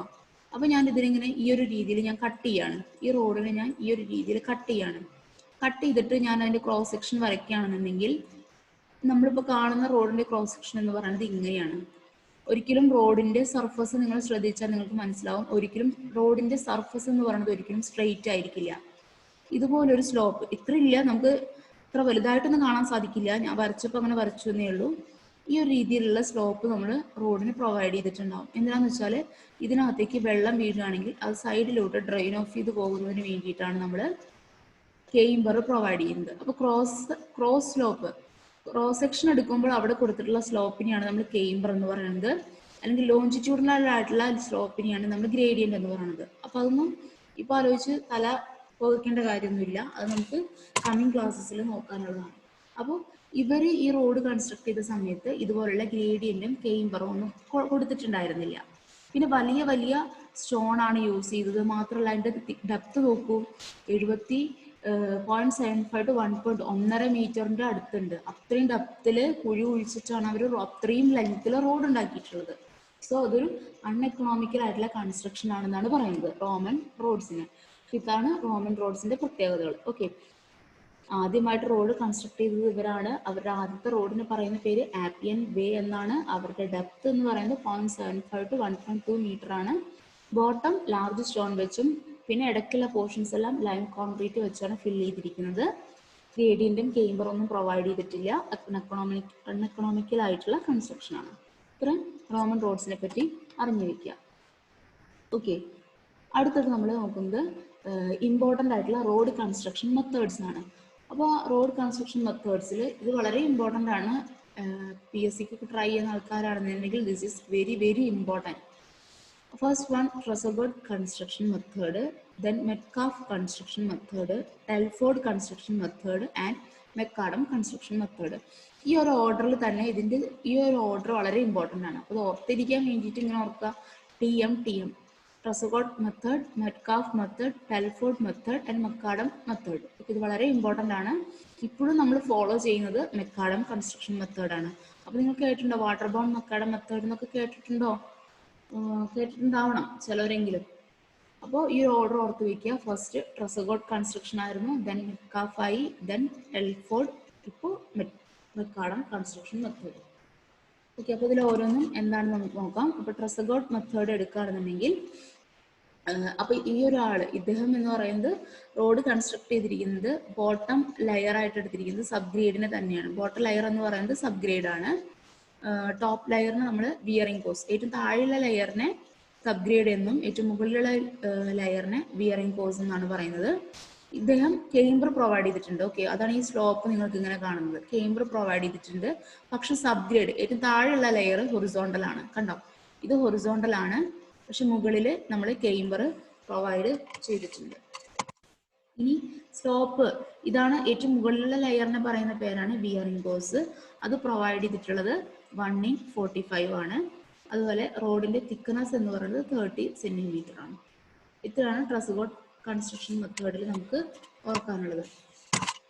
നെക്സ്റ്റ് മെറ്റ്കാഫ് മെത്തേഡാണ്. മെറ്റ്കാഫ് എന്ന് പറയുന്ന അദ്ദേഹം ബ്ലൈൻഡ് ആയതുകൊണ്ട് അദ്ദേഹം ഉണ്ടാക്കിയ റോഡ് കൺസ്ട്രക്ഷൻസിന് റെക്കോർഡ്സ് ഒന്നുമില്ല. അങ്ങനൊരു കൺസ്ട്രക്ഷൻ ഉണ്ടായിരുന്നു എന്ന് മാത്രം നമ്മൾ ജസ്റ്റ് അറിഞ്ഞിരിക്കുക.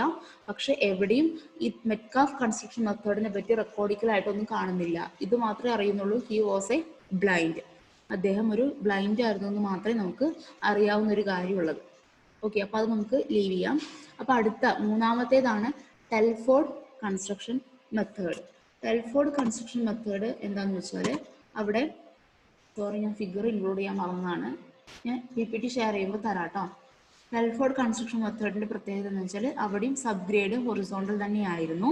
സബ് ഗ്രേഡ് എന്ന് പറയുന്നത് ഏറ്റവും ബോട്ടം ലെയറിനെയാണ് സബ് ഗ്രേഡ് എന്നുകൊണ്ട് ഉദ്ദേശിക്കുന്നത്. എന്നിട്ട് നമ്മൾ അവിടെയുള്ള സ്റ്റോൺസ്, ആ ബോട്ടം ലെയറിൽ പ്രൊവൈഡ് ചെയ്തിട്ടുള്ള സ്റ്റോൺസ് എന്ന് പറയുന്നത് നടുക്കുള്ളത് 220 mm ആണ്. നടുക്ക് നമ്മൾ പ്രൊവൈഡ് ചെയ്തത് 220, പിന്നെ സൈഡിലോട്ട് പോകുന്തോറും അത് 170 ആയിട്ട് ഇങ്ങനെ കുറഞ്ഞു വരും. അതായത് സബ് ഗ്രേഡ് തന്നെ ഇങ്ങനെ ഒരു ഷേപ്പാണ് വരിക സബ് ഗ്രേഡിൽ. അപ്പോൾ സെന്ററിൽ 120 ആയിട്ട് വരും, അകത്തേക്ക് ഇങ്ങനെ വരുന്തോറും എന്ത് സംഭവിക്കും, അത് 120 ആയിട്ട് മാറും. അപ്പം നടുക്ക് കൂടുതലും സൈഡിലേക്ക് വരുന്തോറും കുറയും.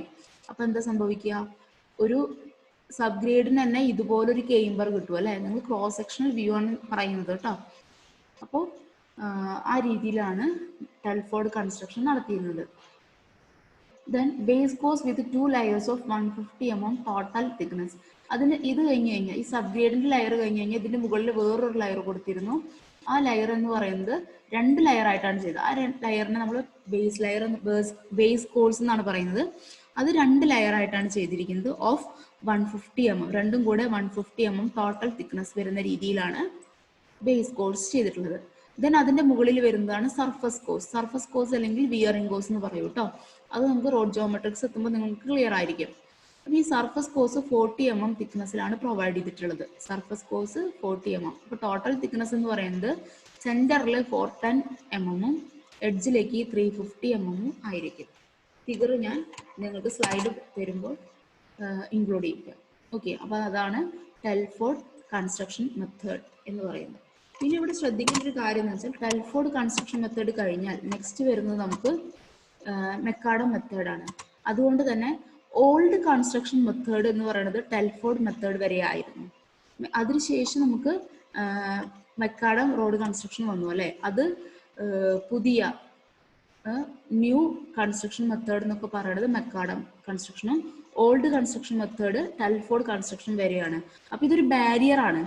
ടെൽഫോർഡ് കൺസ്ട്രക്ഷൻ മെത്തേഡിൽ പഴയ രീതിയിലുള്ള കൺസ്ട്രക്ഷൻ മെത്തേഡ് തീരുകയാണ്. പിന്നീട് നമ്മൾ പുതിയ കൺസ്ട്രക്ഷൻ മെത്തേഡ് സ്റ്റാർട്ട് ചെയ്യുന്നത് ആരിൽ നിന്നാണ്, മെക്കാഡം കൺസ്ട്രക്ഷൻ മെത്തേഡിൽ നിന്നാണ്. അപ്പോൾ ഈ മെക്കാഡം മെത്തേഡ് എന്ന് പറയുന്നത് അത് ഇൻവെന്റ് ചെയ്ത ആള് ജോൺ മെക്കാഡം എന്നാണ്. അപ്പോൾ അദ്ദേഹത്തിന്റെ ഓർമ്മയ്ക്ക് വേണ്ടിയിട്ടാണ് നമ്മൾ മെക്കാഡം മെത്തേഡ് എന്ന് പറഞ്ഞിട്ടുള്ളത്. ജോൺ മെക്കാഡം ആണ് അത് ഇൻവെന്റ് ചെയ്തത്.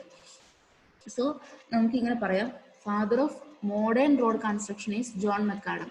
മോഡേൺ റോഡെല്ലാം നമ്മൾ മെക്കാഡം മെത്തേഡ് വെച്ചാണ് കൺസ്ട്രക്ട് ചെയ്തിട്ടുള്ളത്. അതുകൊണ്ട് തന്നെ നമുക്ക് ഇതിനെയെല്ലാം ഇദ്ദേഹത്തെ father of modern road construction എന്ന് പറയാം. Okay, first method based on scientific thinking. നമ്മളൊരു കറക്റ്റ് ആയിട്ടുള്ളൊരു സയൻസ് യൂസ് ചെയ്താണ്, ആ ഒരു തിങ്കിങ്ങിലൂടെയാണ് ഇദ്ദേഹം റോഡ് കൺസ്ട്രക്ട് ചെയ്തിട്ടുള്ളത്. ഇനി നമ്മൾ സബ് ഗ്രേഡിനും സബ് ഗ്രേഡ് എന്ന് പറഞ്ഞാൽ ഏറ്റവും താഴെയുള്ള ലെയർ. സബ് ഗ്രേഡിന് സ്ലോപ്പ് പ്രൊവൈഡ് ചെയ്തിട്ടുണ്ട്. സ്ലോപ്പ് എന്ന് പറയുന്നത് 1/36 ആണ്. Okay, then providing interlocking arrangement with small stones in load taken by layers not by a single stone. അതെന്താണെന്ന് വെച്ചാൽ നമ്മൾ കഴിഞ്ഞ മെത്തേഡിൽ കണ്ടത് എങ്ങനെയായിരുന്നു? വലിയ വലിയ സ്റ്റോൺസ് ആണ് നമ്മൾ ഫൗണ്ടേഷൻ സ്റ്റോൺസിൽ യൂസ് ചെയ്തത്. അപ്പോൾ വലിയ സ്റ്റോൺ വെക്കുമ്പോൾ മാത്രമാണ് അതിന് മുകളിലൂടെ വരുന്ന ഒരു വാഹനത്തിന്റെ ലോഡിനെ സ്വീകരിക്കാൻ പറ്റുള്ളൂ എന്നായിരുന്നു അന്ന് വരെയുള്ള നമ്മുടെ ഒരു ധാരണ. അതായത് വലിയ വലിയ സ്റ്റോൺസിന് മാത്രമാണ് ഈ ലോഡിന് എടുക്കാൻ പറ്റുക എന്നുള്ള രീതിയിലായിരുന്നു ചിന്തിച്ചിരുന്നത്. പക്ഷേ മെക്കാഡം കൺസ്ട്രക്ഷൻ മെത്തേഡിൽ ചെയ്തത് എന്താണെന്ന് വെച്ചാൽ ചെറിയ സ്റ്റോൺസിനെ ക്ലോസ്ലി പാക്ക് ചെയ്ത് വെക്കുകയാണെന്നുണ്ടെങ്കിൽ അവിടെ വലിയ വലിയ ലോഡുകളെ റിസീവ് ചെയ്യാനായിട്ട് സാധിക്കും എന്ന് മനസ്സിലാക്കി. അപ്പോൾ ഈ മെത്തേഡ് തൊട്ട്, അതായത് മെക്കാഡം കൺസ്ട്രക്ഷൻ മെത്തേഡ് തൊട്ട് നമ്മൾ ചെറിയ ബ്രോക്കൺ സ്റ്റോൺസ് ആണ് യൂസ് ചെയ്തിട്ടുള്ളത്. സിംഗിൾ സ്റ്റോൺ ആയിട്ട് യൂസ് ചെയ്യുന്നതിന് പകരം ചെറിയ ബ്രോക്കൺ സ്റ്റോൺസുകളായിട്ടാണ് കൺസ്ട്രക്ഷന് യൂസ് ചെയ്തിട്ടുള്ളത്. Then 1 layer of base course with 100 mm thickness. 100 mm thickness ഉള്ള മെറ്റീരിയൽസ് ബ്രോക്കൺ സ്റ്റോൺസ് വെച്ചാണ് ബേസ് കോഴ്സ് ഉണ്ടാക്കിയിട്ടുള്ളത്. സർഫസ് കോഴ്സ് വെച്ചിട്ട് 50 mm തിക്നെസ് വെച്ചുമാണ്. അപ്പോൾ ടോട്ടൽ തിക്നെസ് എന്ന് പറയുന്നത് 250 mm ഓഫ് യൂണിഫോം തിക്നെസ്സിനാണ് ഡെക്കിൽ. അപ്പോൾ സബ് ഗ്രേഡിന് എന്ത് കൊടുത്തിട്ടുണ്ടാവണം? നമ്മൾ സ്ലോപ്പ് കൊടുത്തിട്ടുണ്ടാവണം. അപ്പോൾ ഇതാണ് മെക്കാഡം മെത്തേഡ്. ഇനി കൺസ്ട്രക്ഷൻ എങ്ങനെയാണെന്നൊക്കെ നമുക്ക് സെക്കൻഡ് മോഡിൽ നമ്മൾ നേരത്തെ സിലബസ് പറഞ്ഞിട്ടുണ്ടായിരുന്നു, ആ ഭാഗത്തുണ്ട് കേട്ടോ. ആ സമയത്ത് നമുക്കത് എക്സ്പ്ലെയിൻ ചെയ്യാം. ദെൻ നമ്മളിനി നോക്കാൻ പോകുന്നത് റോഡ് ഡെവലപ്മെന്റ്സ് ഇൻ ഇന്ത്യയിലെ കാര്യങ്ങളാണ്. അപ്പോൾ ആദ്യം കുറച്ച് ഇയറും കാര്യങ്ങളാണ്. PSC പോയിന്റ് ഓഫ് വ്യൂവിൽ വളരെ ഇമ്പോർട്ടൻ്റ് ആയിട്ടുള്ള ഒരു ഭാഗമാണ് നമ്മൾ ഈ ഡീൽ ചെയ്യാനായിട്ട് പോകുന്നത്. ശ്രദ്ധിക്കാം. അപ്പോൾ ഫസ്റ്റ് റോഡുകളെ നമുക്ക് ഗ്രാൻഡ് ട്രങ്ക് റോഡ് എന്ന് ജനറൽ ആയിട്ട് പറയുന്നൊരു പേരാണ് കേട്ടോ, ഗ്രാൻഡ് ട്രങ്ക് റോഡ്. അപ്പോൾ നമ്മളവിടെ ഓർക്കണം, റോമൻസ് ഉണ്ടാക്കിയ ആദ്യത്തെ റോഡിൽ നമ്മൾ പറഞ്ഞ പേരെന്തായിരുന്നു? ആപ്പിയൻസ് പേ എന്നായിരുന്നു. അത് ഓർത്ത് വെക്കുക. Then first roads in India. നമ്മളിനി അത് വേൾഡ് വൈഡ് ആയിട്ടുള്ള കാര്യങ്ങളാണ് നമ്മൾ അവിടെ പറഞ്ഞിട്ടുള്ളത്. ഇപ്പൊ നമ്മൾ ഡീൽ ചെയ്യുന്നത് ഇന്ത്യയിലുള്ള റോഡ് ഡെവലപ്മെന്റിനെ പറ്റിയാണ്. ഓക്കെ, ഇന്ത്യയിൽ അപ്പോൾ വേൾഡ് വൈഡ് റോഡ് ഉണ്ടാക്കിയിട്ടുള്ളത് എന്തിനായിരിക്കാം? മിക്കവാറും എന്തിനു വേണ്ടിയിട്ടായിരിക്കും വേൾഡ് വൈഡ് റോഡ് ഉണ്ടാക്കിയിട്ടുണ്ടാവുക? അവരുടെ പണ്ട് ഒരുപാട് യുദ്ധങ്ങളും കാര്യങ്ങളൊക്കെ ഉണ്ടായിരുന്നു. അപ്പോൾ അവരുടേതായിട്ടുള്ള വ്യാവസായിക ആവശ്യങ്ങൾക്കും യുദ്ധാവശ്യങ്ങൾക്കും വേണ്ടിയിട്ടൊക്കെ ആയിരിക്കും അവർ റോഡ് ഉണ്ടാക്കിയിട്ടുണ്ടാവുക. അതിനുശേഷം നമ്മൾ ഇന്ത്യയിലേക്ക് വരികയാണ്. നമ്മൾ ഇന്ത്യയിലേക്ക് വന്നു കഴിഞ്ഞിട്ടുണ്ടെങ്കിൽ ഇന്ത്യയിലെ ഫസ്റ്റ് റോഡ്സുകളെ പറയുന്ന പേരാണ് ഗ്രാൻഡ് ട്രങ്ക് റോഡ്. ഇനി ഇത് കുറച്ച് ഇയറും കാര്യങ്ങളാണ് കേട്ടോ. നമ്മൾ ഇയർ വെച്ചാണ് ഓരോ ഇയറിലും എന്ത് സംഭവിച്ചു എന്നാണ് പറയുന്നത്. അതിൽ ഇമ്പോർട്ടൻ്റ് ആയിട്ടുള്ളത് മാത്രം ഞാൻ സ്പെസിഫൈ ചെയ്ത് പറയാം. ഇതിലെല്ലാം ഇൻക്ലൂഡ് ചെയ്തിട്ടുണ്ട്. PSC പോയിന്റ് ഓഫ് വ്യൂവിൽ പഠിക്കുന്ന ആൾക്കാർ വളരെ ഇമ്പോർട്ടൻ്റ് ആയിട്ടാണ് ഇത് കാണുന്നത്. ആദ്യം 1835 first military road under the leadership of Lord William Bentinck. ഈ ലോർഡ് വില്യം ബെൻറ്റിക്കിൻ്റെ കീഴിൽ 1835 ഫസ്റ്റ് മിലിറ്ററി റോഡ് ഉണ്ടാകുന്നത്. ആദ്യമായിട്ട് മിലിറ്ററി റോഡ് നമ്മൾ കൺസ്ട്രക്ട് ചെയ്തിട്ടുള്ളത് 1835. ദെൻ 1854 CPWD, അതായത് Central Public Work Department CPWD Lord ഡൽഹൌസിന്റെ കീഴിലാണ് 1854 CPWD നമ്മൾ കൊണ്ടുവന്നത്. ദെൻ 1927 ഒരു കമ്മിറ്റീനെ നമ്മൾ രൂപീകരിക്കുകയാണ്. അതായത് നമ്മുടെ യുദ്ധങ്ങളൊക്കെ കഴിഞ്ഞതിന് ശേഷം നമ്മുടെ റോഡെല്ലാം വളരെ ശോചനീയമായ അവസ്ഥയിലെത്തി. നമ്മുടെ റോഡുകളെല്ലാം വളരെ മോശമായി മാറി.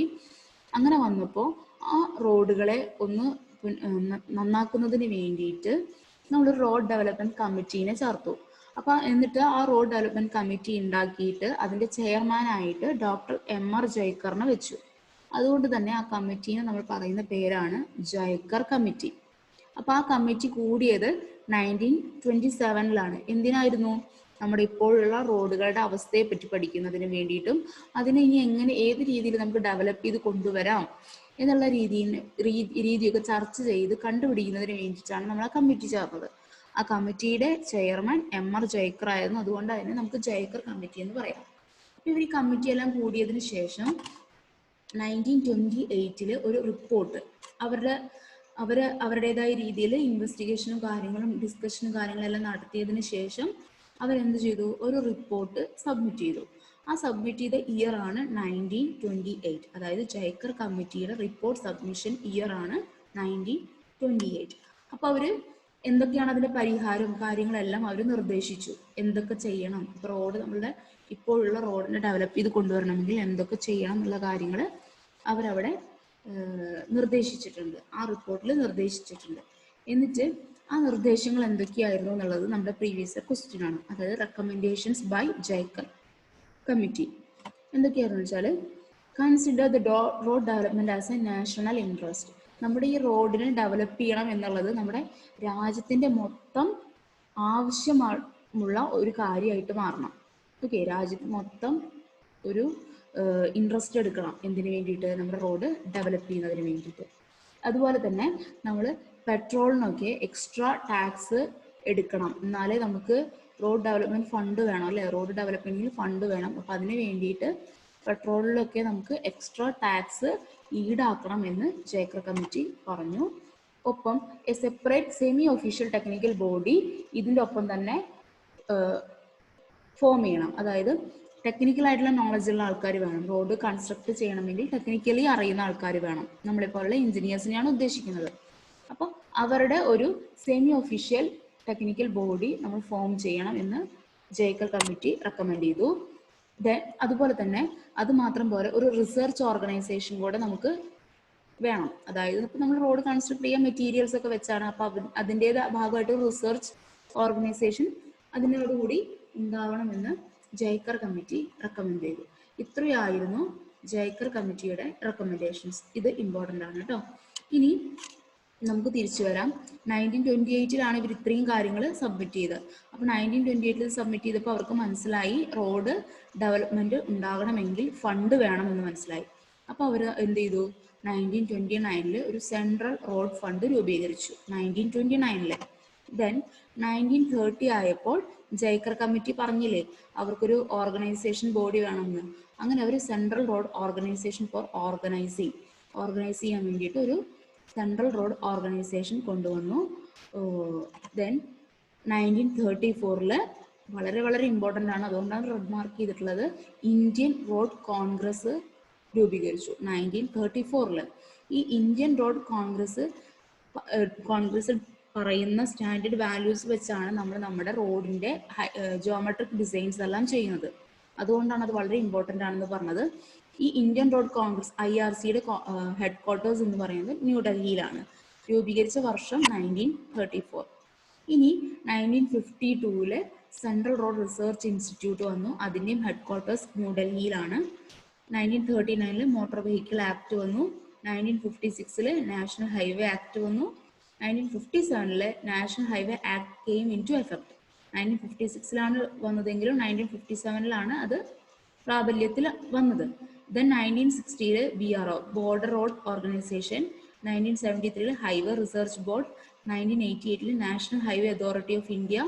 1988 National Highway Authority of India working in 1955. ഇത്രയും കാര്യങ്ങൾ പിന്നീട് ഡെവലപ്പ് ചെയ്ത് വരികയാണ് ചെയ്തത്. ഇതിലൊന്നും വലിയ ഇമ്പോർട്ടൻസ് കൊടുക്കേണ്ട, നമ്മളൊരു ഇൻട്രൊഡക്ഷൻ പോലെ പറയുന്നു എന്നേ ഉള്ളൂ. ഓക്കെ, ദെൻ ഇത് നമുക്ക് വളരെ ഇമ്പോർട്ടൻ്റ് ആണ്. റോഡ് ഡെവലപ്മെന്റിന് വേണ്ടിയിട്ട് നമ്മൾ ഒരു സംഘം രൂപീകരിച്ചല്ലോ. അപ്പോൾ അവരെന്ത് ചെയ്തു എന്ന് വെച്ചാൽ ഒരു 20 ഇയർ റോഡ് ഡെവലപ്മെന്റ് പ്ലാൻസ് കൊണ്ടുവന്നു. ഇന്ത്യയിൽ നമ്മൾ പഞ്ചവത്സര പദ്ധതി എന്നൊക്കെ കേട്ടിട്ടുണ്ട് അല്ലേ, അതുപോലെ 20 വർഷത്തെ റോഡ് പ്ലാൻസ് കൊണ്ടുവന്നു. 3 പ്ലാനാണ് കൊണ്ടുവന്നിട്ടുള്ളത്. Nagpur plan, Bombay plan, Lucknow plan. അപ്പോൾ ഇവർക്ക് ഇത് പേര് വരാനുള്ള കാരണം ഇതെല്ലാം അറേഞ്ച് ചെയ്തത് ഈ സ്ഥലങ്ങളിലായിരുന്നു. ഇപ്പോൾ നാഗ്പൂരിൽ അറേഞ്ച് ചെയ്ത കാരണം നാഗ്പൂർ പ്ലാൻ, ബോംബെയിലായതുകൊണ്ട് ബോംബെ പ്ലാൻ, ലക്നൌവിലായതുകൊണ്ട് ലക്നൗ പ്ലാൻ. അപ്പോൾ ഇതെല്ലാം 20 ഇയർ റോഡ് പ്ലാൻസ് ആണ്.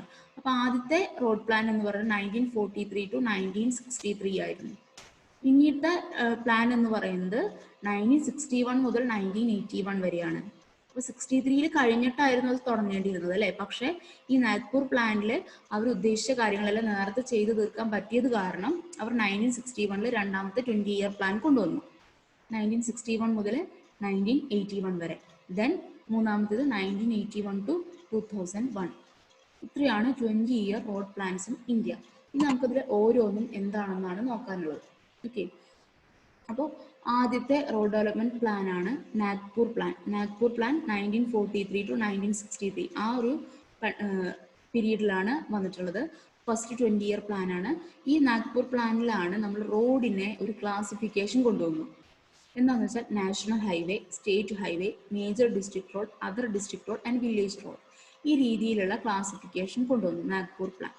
ഓക്കെ, ഈ നാഗ്പൂർ പ്ലാനിന് ഒരു ടാർഗറ്റ് ഉണ്ടായിരുന്നു.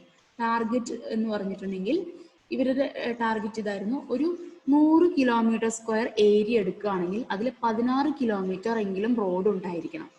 ഇപ്പൊ ചിന്തിക്കുമ്പോൾ നമുക്ക് സിമ്പിൾ ആണല്ലേ, 16 കിലോമീറ്റർ റോഡ് 100 കിലോമീറ്റർ സ്ക്വയർ ഏരിയയില്. പക്ഷെ അന്ന് അങ്ങനെ ഒരു നല്ലൊരു റോഡ് ഉണ്ടാക്കുക എന്ന് പറയുന്നത് വളരെ ബുദ്ധിമുട്ടുള്ളൊരു കാര്യമായിരുന്നു. കാരണം റോഡൊന്നും ഇല്ലാത്തൊരു ഏരിയയിൽ കൂടെ റോഡ് കൊണ്ടുവരണം. ഇന്ന് നമുക്കത് സിമ്പിളാണ്, കാരണം കാണുന്നിടത്ത് എല്ലാം റോഡുകളാണ്. അപ്പൊ ഇന്നത്തെ പോലെ അല്ല അന്നത്തെ കണ്ടീഷൻ എന്ന് ചിന്തിച്ചുകൊണ്ട് വേണം ഇത് മനസ്സിലാക്കാൻ. അപ്പൊ അവരുടെ റോഡ് ഡെൻസിറ്റി എന്ന് പറയുന്നത് 100 കിലോമീറ്റർ സ്ക്വയർ ഏരിയക്കകത്ത് 16 കിലോമീറ്റർ റോഡ് എന്നതായിരുന്നു അവരുടെ ടാർഗറ്റ്. അതുപോലെ തന്നെ അവരുടെ റോഡിന്റെ പാറ്റേൺ എങ്ങനെയായിരുന്നു? പാറ്റേൺ ഒരു പേരുണ്ട്, star or radial grid pattern. ഈ ഒരു രീതിയിലാണ് അവർ, ഇപ്പോൾ സെൻട്രൽ റോഡ് ഉണ്ടെന്നുണ്ടെങ്കിൽ ദേ ഇങ്ങനെ കണക്ട് ചെയ്ത് കുറെ റോഡ്സ് പോകുന്നുണ്ടാവും, അതിനെ കണക്ട് ചെയ്ത് റേഡിയൽ ആയിട്ട് കുറെ റോഡുകൾ ഉണ്ടായിരിക്കും. ഇതിനാണ് നമ്മൾ സ്റ്റാർ ഗ്രിഡ് പാറ്റേൺ അല്ലെങ്കിൽ റേഡിയൽ ഗ്രിഡ് പാറ്റേൺ എന്ന് പറയുന്നത്. ഇതിവിടെ ഈ വില്ലേജ് റോഡുകൾക്ക് അവർ മിനിമം വിഡ്ത് കൊടുത്തിരുന്നു 2.44 മീറ്റേഴ്സ്. അതായത് ഒരു വാഹനത്തിന്റെ വീതിയെങ്കിലും അവിടെ ഉണ്ടായിരിക്കണം. ഒരു വാഹനത്തിന് IRC കൊടുക്കുന്ന മിനിമം വിഡ്ത്താണ് 2.44. അതെങ്കിലും വില്ലേജ് റോഡിന് ഉണ്ടായിരിക്കണം. ഓക്കെ, അപ്പൊ അതിന് മുകളിലുള്ള റോഡുകൾക്ക് എല്ലാം അതിനേക്കാൾ വീതി വേണം. അപ്പൊ ഇത്രയായിരുന്നു നാഗ്പൂർ പ്ലാനിൽ ഉണ്ടായിട്ടുള്ള കാര്യങ്ങൾ. അവരുടെ target 16 kilometre road per 100 kilometre square area. നമ്മുടെ നാഷണൽ ഹൈവേ എന്താണ് നമ്മൾ നോക്കുന്നത്? നാഷണൽ ഹൈവേ എന്ന് പറഞ്ഞിട്ടുണ്ടെങ്കിൽ ഒരു രാജ്യത്തിനകത്ത് ഇമ്പോർട്ടൻ്റ് ആയിട്ടുള്ള റോഡുകളാണ് നാഷണൽ ഹൈവേ. അപ്പോൾ രാജ്യത്തിനകത്ത് ഒരുപാട് സംസ്ഥാനങ്ങളുണ്ട്, സ്റ്റേറ്റുകളുണ്ട് അല്ലേ? അപ്പോൾ ആ ഇമ്പോർട്ടൻ്റ് ആയിട്ടുള്ള സ്റ്റേറ്റുകളെ തമ്മിൽ കണക്ട് ചെയ്യുന്ന റോഡുകളെ പറയുന്ന പേരാണ് നാഷണൽ ഹൈവേ. നാഷണൽ ഹൈവേ എന്ന് പറഞ്ഞു കഴിഞ്ഞാൽ രാജ്യത്തിനകത്തുള്ളതാണ്. രാജ്യത്തിനകത്ത് എന്തൊക്കെയുണ്ട്? ഒരുപാട് സംസ്ഥാനങ്ങളുണ്ട്. അപ്പോൾ ആ സംസ്ഥാനങ്ങളെ തമ്മിൽ കണക്ട് ചെയ്യുന്ന റോഡുകളാണ് നാഷണൽ ഹൈവേ എന്ന് പറയുന്നത്. അപ്പോൾ ഇതെല്ലാം ഫിനാൻസ് ചെയ്യുന്നത് സെൻട്രൽ ഗവൺമെന്റ് ആണ്. ദെൻ സ്റ്റേറ്റ് ഹൈവേ എന്ന് പറഞ്ഞാൽ അപ്പം എന്തായിരിക്കും? ഒരു സ്റ്റേറ്റിനകത്ത് എന്തൊക്കെ ഉണ്ടാവുക? ഡിസ്ട്രിക്റ്റുകളല്ലേ ഉണ്ടാവുക, ജില്ലകളല്ലേ ഉണ്ടാവുക. അപ്പൊ ആ ജില്ലാ ഹെഡ് ക്വാർട്ടേഴ്സിനെ തമ്മിൽ കണക്ട് ചെയ്യുന്ന റോഡുകളാണ് സ്റ്റേറ്റ് ഹൈവേ. ഓക്കെ, അപ്പൊ ഇത് സ്റ്റേറ്റ് ഗവൺമെന്റ് ആയിരിക്കും ഫിനാൻസ് ചെയ്യുന്നത്. ഓക്കെ, അപ്പൊ ഇത് രണ്ടുമാണ്, ഇതാണ് നാഷണൽ ഹൈവേയും സ്റ്റേറ്റ് ഹൈവേയും തമ്മിലുള്ള വ്യത്യാസം.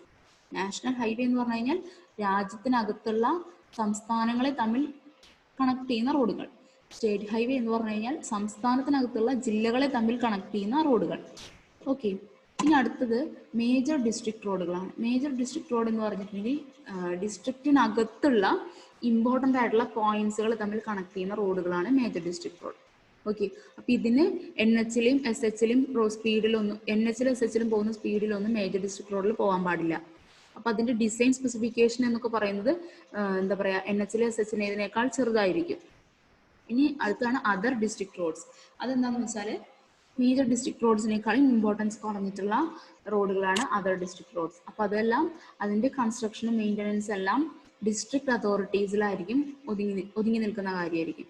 ഓക്കെ, അപ്പൊ ഇവര് വില്ലേജ് റോഡുകളെല്ലാം കണക്ട് ചെയ്യുന്ന റോഡുകളായിരിക്കും. മേജർ ഡിസ്ട്രിക്ട് റോഡിൽ നിന്ന് വില്ലേജ് റോഡിലേക്ക് കണക്ട് ചെയ്യുന്ന റോഡുകളൊക്കെ അതർ ഡിസ്ട്രിക്ട് റോഡ്സുകളായിരിക്കും. ഇനി വില്ലേജ് റോഡ് എന്ന് പറഞ്ഞു കഴിഞ്ഞാൽ വില്ലേജിനകത്തുള്ള ചെറിയ ചെറിയ, നമ്മൾ പഞ്ചായത്ത് റോഡ് എന്നൊക്കെ പറയാറില്ലേ, അതുപോലുള്ള റോഡുകളാണ് വില്ലേജ് റോഡ് എന്ന് പറയുന്നത്. ഓക്കെ, അപ്പൊ ഇത്രയാണ് നാഗ്പൂർ പ്ലാനിലുള്ള റോഡുകളുടെ ക്ലാസിഫിക്കേഷൻ.